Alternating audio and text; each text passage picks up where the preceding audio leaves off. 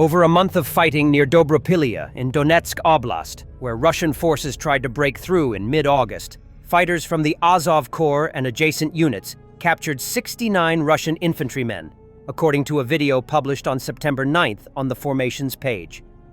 Azov fighters showed 17 captured Russian soldiers who were attempting to break into Dobropillia. The Russian armed forces' attack failed. The defense forces stabilized the situation, and these soldiers simply managed to survive, the Corps page reported. They were taken prisoner by warriors from the 4th Operational Purpose Brigade, Rubizh of the National Guard, and the 82nd Separate Air Assault, Bukovina Brigade. The captured Russian infantrymen thanked Ukrainian troops for saving their lives and treating them in captivity in accordance with the Geneva Conventions. Overall, during a month of active fighting near Dobropillia, Azov Corps fighters and adjacent units captured 69 Russians. As of September 5th, the formation's page reported that more than 2,400 Russian troops had been destroyed near Dobropillia since the breakthrough began. In July and August, Russia launched a new wave of attacks on Pokrovsk, Mirnorod, and Dobropillia. The enemy managed to partially break through Ukrainian defenses and advance in the Pokrovsk sector, including small groups pushing forward in the area near Dobropillia, north of Pokrovsk. On August 14th, the Dnipro Operational Tactical Troop Grouping reported that the defense forces had improved the situation in the Pokrovsk sector, preventing Russian troops from advancing.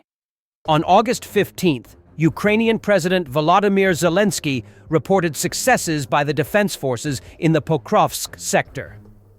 The units of the 79th and 82nd Air Assault Brigades are acting very effectively in the Dobropillia sector, the Ukrainian leader said. Today, there are decisions to further strengthen this and other directions in Donetsk Oblast. Ukrainian Armed Forces Commander-in-Chief Oleksandr Syrsky announced new decisions on August 20th to strengthen defenses in Donetsk Oblast. He noted that the hottest sectors remain Pokrovsk, Dobropillia, and Novopavlivka. In addition, Russians are intensifying pressure in the Lyman sector. On August 20th, BBC reported that Ukrainian troops had wedged into the base of the Russian salient near Dobropillia in Donetsk Oblast and created a counter-threat of encircling the entire Russian grouping that had previously broken through there. On August 21st, Syrsky visited Defense Forces subunits fighting Russian forces in the Dobropillia salient and stated that 6 settlements had been cleared. Ukraine struck the facilities of the 40th Command and Measurement Complex, which coordinates the Russian Aerospace Force's space assets, according to the Dosia Shpiona Telegram channel. On the night of September 10th, drones targeted the headquarters and communications center on the complex's grounds, Military Unit 81415.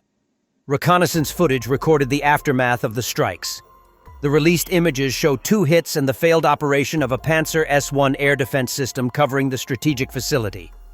This is the second attack on the Crimean Space Communications Center. Earlier in the month, Ghost's Special Forces unit used strike drones to hit the RT-70 radio telescope and several Utes-T radars. Located a few dozen kilometers from Yevpatoria, the center was built during the Soviet era and, after Russia's occupation, became part of the Russian Aerospace Defense Forces. It manages orbital spacecraft and monitors outer space. In December 2014, a jamming-resistant information and computing system was commissioned, enabling the correction of program and timing tasks for the GLONASS satellite system. The system collects data from the orbital network, compares it with information from other regions, and adjusts measurement accuracy and coordinates. It also supports navigation for Russian military aviation. Satellite images confirmed damage caused by Ukrainian drones to the Vtorovo oil pumping station in the Vladimir region of Russia. Analysts from the Dnipro OSINT group published the images on the morning of September 9th. The night before, on the evening of September 8th, Robert Magyar-Brovdy, the commander of the Unmanned Systems Forces, reported a Ukrainian strike on this facility during the night of September 7th. He specified that fighters of the 14th Regiment of the Unmanned Systems Forces performed the strike. Fuel supply in Moscow is reportedly a bit disrupted.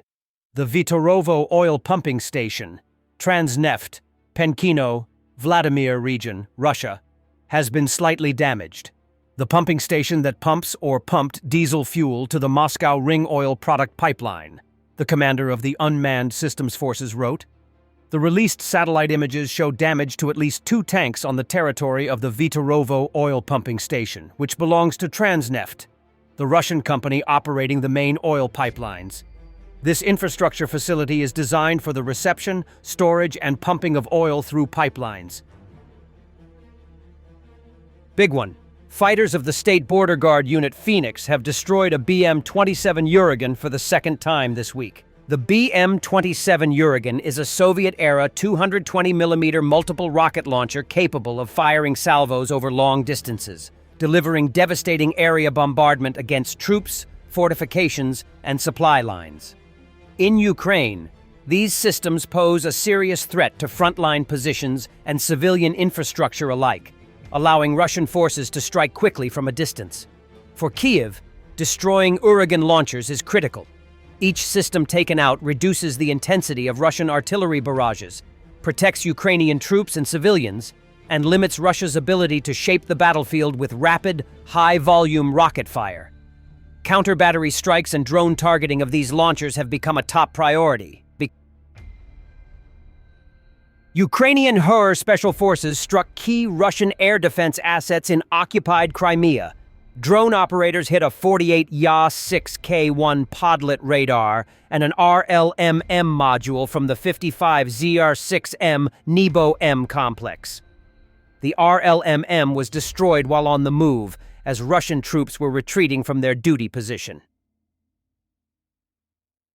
The 77th Separate Airmobile Brigade continues to take out Russian forces on the Kupansk axis. Shelters, drones, antennas, Starlinks, motorcycles, vehicles, an ammo depot, and personnel were all targeted by brigade pilots. On the Kupansk axis, the 77th Separate Airmobile Brigade has established itself as a highly versatile and mobile force, combining rapid aerial strikes with precise reconnaissance to disrupt Russian operations.